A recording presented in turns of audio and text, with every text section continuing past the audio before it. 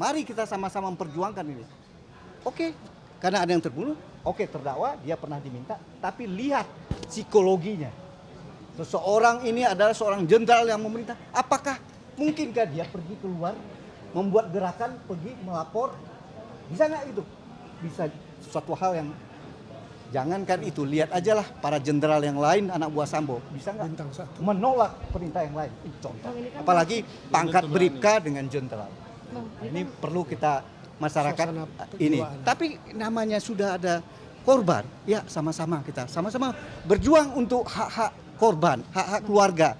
Di samping tuh hak-hak terdakwa, mari kita perjuangkan juga. Kalau memang dia tidak salah, ayo kita lepaskan. Kalau memang salah, ya apa boleh, Pak. Tentu. Jadi motifnya ini ada ketakutan terhadap FS juga ya, Pak? Siapa? Motifnya ini Pasti, nggak mungkin sih, nggak semua takut gitu. Ya apa yang mau diomongin, misalnya, wah, gua mau ngomong Joshua nanti ketahuan, nanti kejadian apa-apa, nanti saya juga yang ditembak. Ada perpikiran seperti itu. Hah? Takut kena pangkat ya? Kenapa? Bukan pangkat.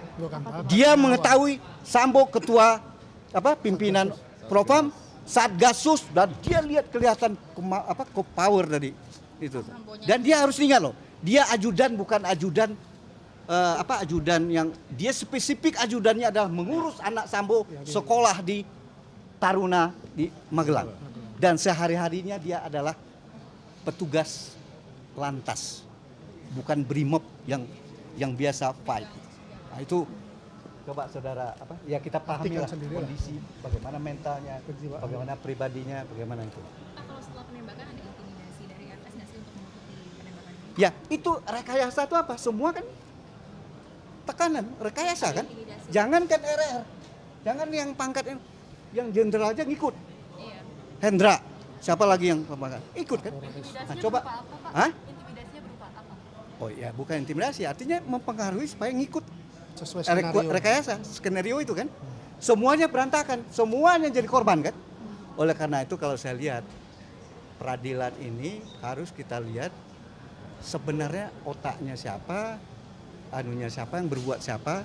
Kita harus melihat proporsional. Jadi yang lain kan banyak korban. Ya tentu ada kadar kesalahan ringan macam-macam itu pasti ada. Tapi kalau kami meyakini klien kami adalah tidak ada dia pada tempat yang tidak pada suatu tempat yang tidak diinginkan. Tadi dia korban karena dia ikut melihat kejadian, melihat dia diminta melakukan sesuatu, tetapi secara psikologis dia tidak punya kemampuan menolak untuk bisa menyuruh si Ricky panggil, menyuruh tidak memberitahu kuat. Itu suatu hal yang tidak ada kemampuannya. Apakah tidak kemampuan itu salah?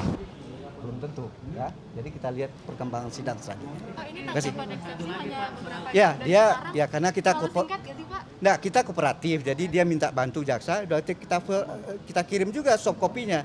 Ya kita mau cepat ya udah dia tanggapin ya silakan, lebih bagus.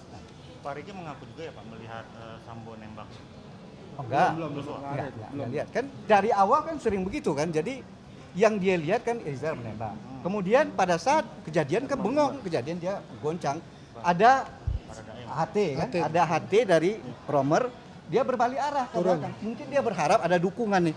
Ada dukungan ajudan melihat keadaan ini, kejadian tembakan. Dia balik nggak ketemu mukanya si Romer, mungkin agak masih di mana. Kemudian dia berbalik arah, Sambo posisi tembak, tapi tembak dinding, tembak tangga. Jadi dia tidak melihat, mungkin sebelumnya dia nggak tahu. Bagaimana dia kita paksa, kamu pasti tahu dong, belum tentu. Itu kan jarak detik kan, tembakan itu. Kira-kira itu dispute-nya, dia kenapa tidak melihat gitu.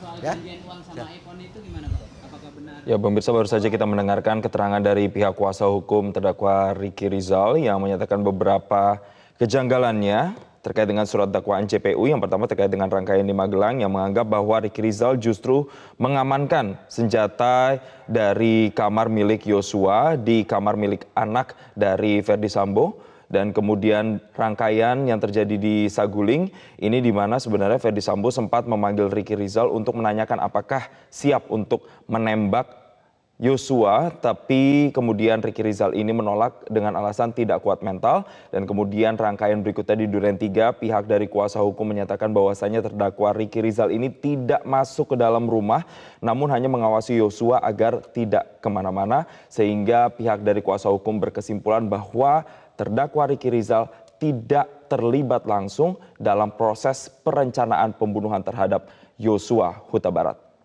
Dan pemirsa, demikianlah breaking news Metro TV kali ini, informasi terkait jalannya persidangan terkait kasus pembunuhan Yosua Huta Barat masih akan kami hadirkan dalam program Metro TV berikutnya. Saya Jason Sambo, terima kasih dan sampai jumpa.